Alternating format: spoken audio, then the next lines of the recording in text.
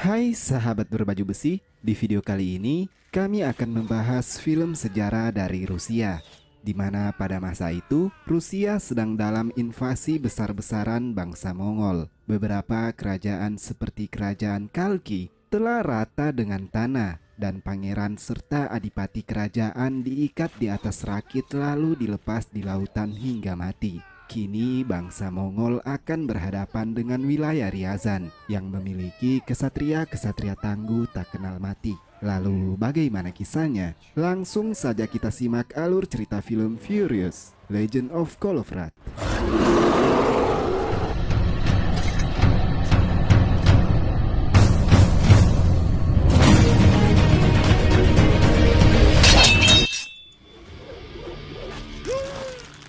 Di cuplikan awal, kita telah melihat seorang anak kecil telah tumbuh dewasa. Ia bernama Kolovrat. Semenjak kejadian di masa kecilnya, ia mengalami amnesia. Ingatannya selalu kembali ke masa kecil ketika terbangun dan kembali normal setelah beberapa saat. Itu sebabnya Kolovrat akan diikat ketika ia tertidur. Nastya, gadis yang ia selamatkan pada awal film, juga telah tumbuh dewasa dan menjadi istri Kolovrat. Ialah yang setia untuk mengembalikan ingatan Kolovrat setiap hari setelah Kolovrat terbangun dari tidurnya. Saat ini Kolovrat adalah seorang panglima perang dari Pangeran Yuri di kerajaan Ryazan, serta melatih para ksatria untuk bertarung. Kemudian kita diperlihatkan juga pangeran lain, yaitu Pangeran Fyodor yang datang untuk berlatih dengan para ksatria.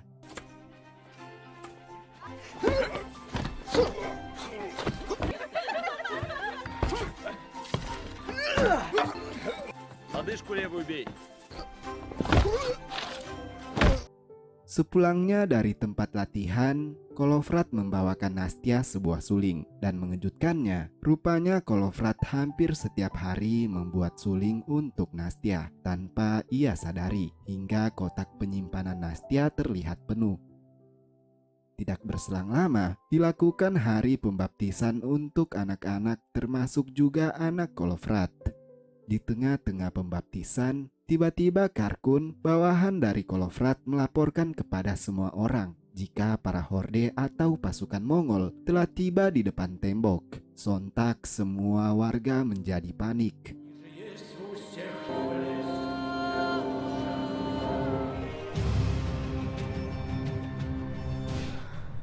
Кто же их всех хоронить-то будет?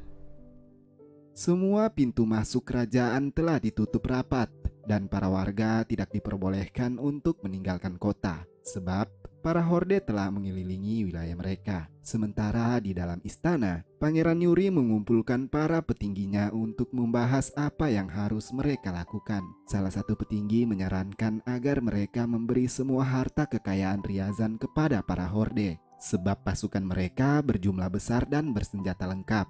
Apalagi invasi kerajaan Mongol itu telah puluhan tahun menghancurkan kerajaan-kerajaan di sekelilingnya dan mereka yang menyerah akan dijaga keamanannya. Karena merasa mereka tidak mungkin mampu menghadapi horde, Pangeran Yuri membentuk kelompok untuk membawa kekayaan kerajaan Ryazan kepada Khan Agung pimpinan para Mongol.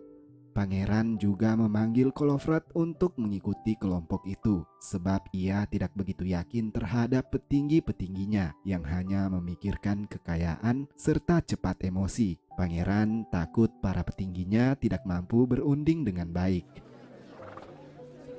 Pada akhirnya terkumpul beberapa ksatria termasuk seorang pedagang yang ahli meramu obat-obatan dan para petinggi termasuk Pangeran Fyodor dan Kolovrat serta seorang gadis yang diam-diam ikut untuk membawa buku ingatan Kolovrat dan menjaga kesadarannya. Ia bernama Lado.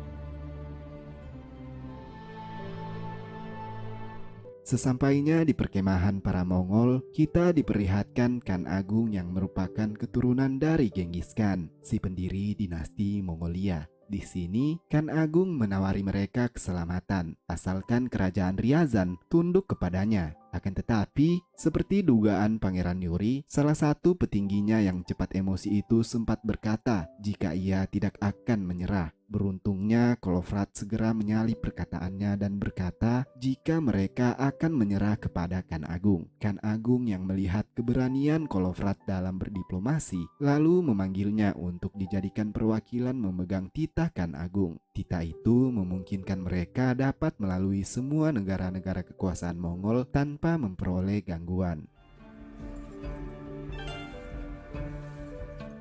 Setelah kesepakatan telah diambil, tiba waktunya hiburan yang dilakukan para penari Mongol. Di waktu yang sama, ternyata dari bawah meja terlihat beberapa orang yang sedang menyelinap, kemudian mengacaukan pertemuan itu. Kesepakatan akhirnya gagal, dan mereka harus melarikan diri dari kejaran orang-orang Horde. Бегите, бегите! К бою! Все сюда!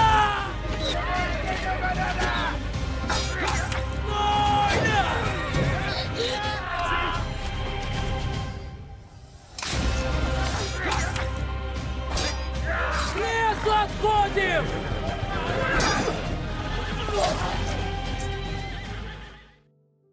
Setelah berhasil meloloskan diri, terungkap jika penyusup tadi merupakan para ksatria di awal film yang tertangkap dan dijadikan budak. Salah satunya adalah Ratmir, ayah dari Nastya. Ratmir terkejut mengetahui anaknya telah menikah dengan Kolofrat, bahkan memiliki 2 orang anak. Di tengah pelarian, kini mereka dihadapkan dengan badai salju dan seekor beruang kutub. Beruntungnya beruang itu tidak bermaksud mencelakai mereka, sebab beruang itu dipelihara oleh manusia dan hanya akan menyerang jika diperintahkan oleh tuannya. Beberapa waktu kemudian, mereka melanjutkan perjalanan kembali ke kerajaan. Mereka berharap masih dapat mengikuti peperangan, sebab setelah mereka pergi, para Horde pastinya akan menyerang kerajaan. Namun setibanya di kerajaan, rupanya para Horde tidak memberi pengampunan dan menghancurkan kerajaan tersebut hingga berkeping-keping.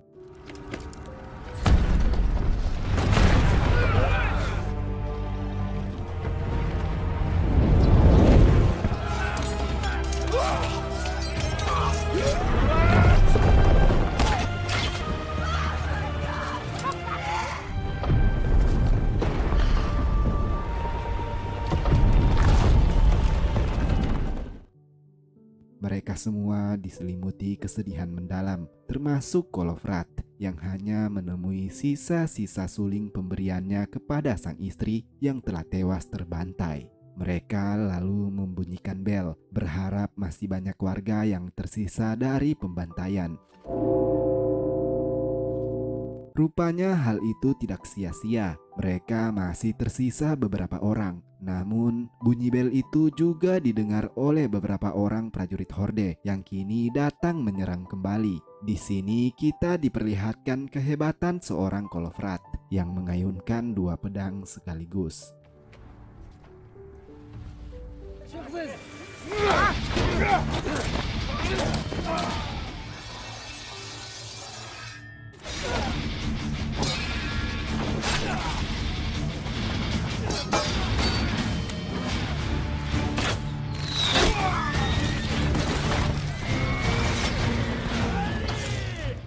Setelah berhasil mengalahkan para Horde, mereka menyusun rencana. Beberapa orang diutus untuk meminta bantuan kepada kerajaan-kerajaan besar Rusia seperti kepada Kolomna, Murom, dan Pangeran Vladimir. Seperti apa kisah Pangeran Agung Vladimir ini? Teman-teman dapat melihatnya di film Viking 2016 yang telah kami bahas sebelumnya. Link telah kami sertakan di kolom deskripsi. Setelah itu, mereka yang tersisa melakukan serangan-serangan kecil dan teror untuk dapat mengacaukan pasukan Mongol yang berjumlah puluhan ribu sembari menunggu bantuan dari kerajaan lain. Teror diawali dengan mencemari air sungai dengan ramuan racikan dari si pedagang tadi. Mereka memasukkan racun yang menjadi sumber minuman prajurit dan kuda-kuda mereka. Tak berselang lama, pencemaran air tersebut rupanya berhasil mengganggu perjalanan invasi pasukan Horde dan membuat mereka cukup bergembira karena kesuksesan itu.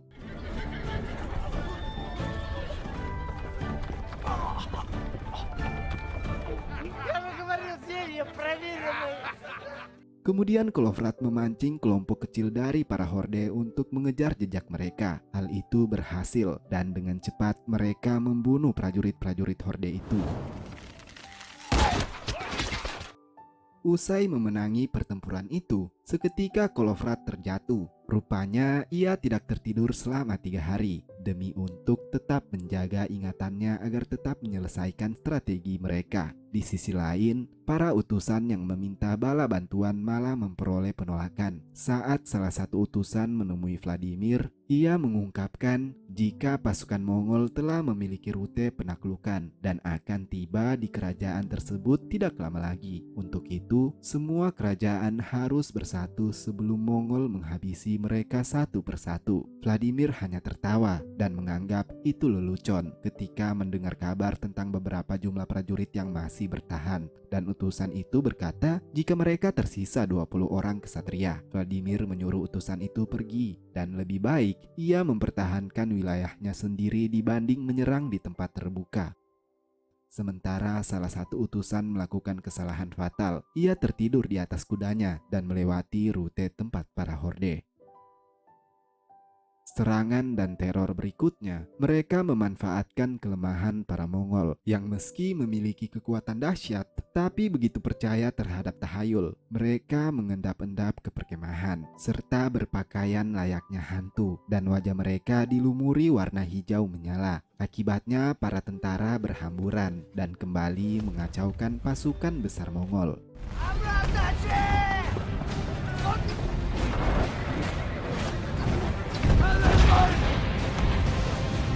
Здесь. Рожи у них были! Когда они железного мужика увидели! Keesokan paginya, mereka terbangun oleh suara kuda-kuda yang entah dari kelompok siapa. Untuk itu, segera Kolofrat menyidik ke lokasi suara. Terkejutnya ketika ia sampai di sebuah tempat, nampak seseorang terikat dan membeku di atas tiang bendera. Rupanya orang itu adalah utusan yang telah salah mengambil rute dan tertangkap oleh para horde. Kemudian Kolofrat dikejutkan dengan kedatangan para tentara horde. Kolofrat kini terkepung dan tiba-tiba angin kencang berhembus disertai kedatangan beruang kutub.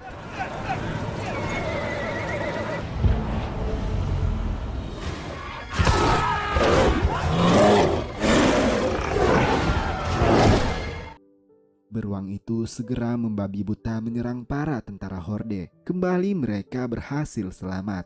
Namun mereka masih tetap menunggu harapan bala bantuan dari kerajaan-kerajaan lain. Kini para horde akan terus menyerang mereka. Sementara di sisi lain terdapat anak-anak yang harus tetap hidup. Mereka harus menyelamatkan anak-anak itu. Segera mereka membuat strategi terakhir untuk menahan pergerakan para horde. Sementara para anak-anak akan pergi ke kerajaan lain untuk melalui sungai yang sedang membeku. Jika para anak-anak berhasil melalui sungai hingga matahari terbit, maka air sungai akan mencair dan para horde tidak dapat melewatinya. Mereka memblokade pasukan horde di sebuah perbukitan, lalu membuat perbukitan itu menjadi pusat pertahanan dengan segala jenis jebakan-jebakan. Lalu mereka tinggal menunggu para horde menemukan mereka dan akan bertempur hingga titik darah penghabisan. Каверзу какую-то задумали. Usai menunggu cukup lama, tibalah pasukan besar horde yang kini membentuk barisan tepat di hadapan mereka. Dan pertempuran puluhan ksatria Rusia menghadapi puluhan ribu pasukan horde pun terjadi.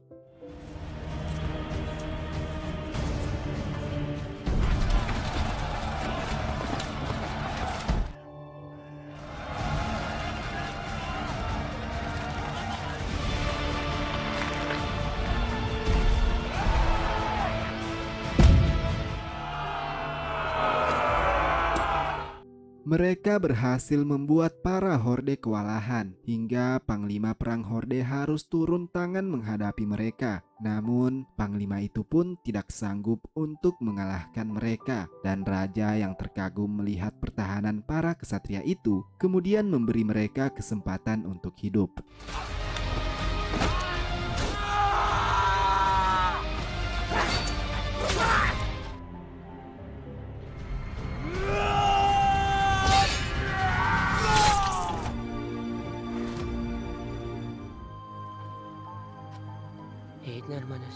Говорить с вами!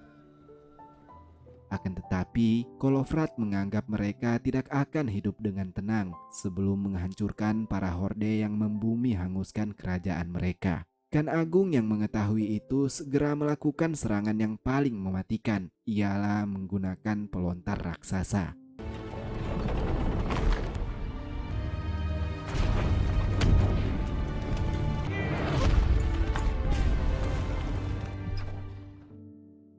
Pada akhirnya, serangan itu tidak dapat dihalau oleh Kolofrat dan pasukannya. Mereka semua tewas dan tersisa hanyalah Kolofrat yang telah dalam kondisi sekarat. Kolofrat lalu menemui Khan Agung sembari memperlihatkan titah kerajaan yang membuat prajurit horde tidak bisa melukainya. Akan tetapi, kondisi Kolofrat yang kini diambang kematian membuatnya tidak dapat melakukan apa-apa lagi dan akhirnya ia pun tewas.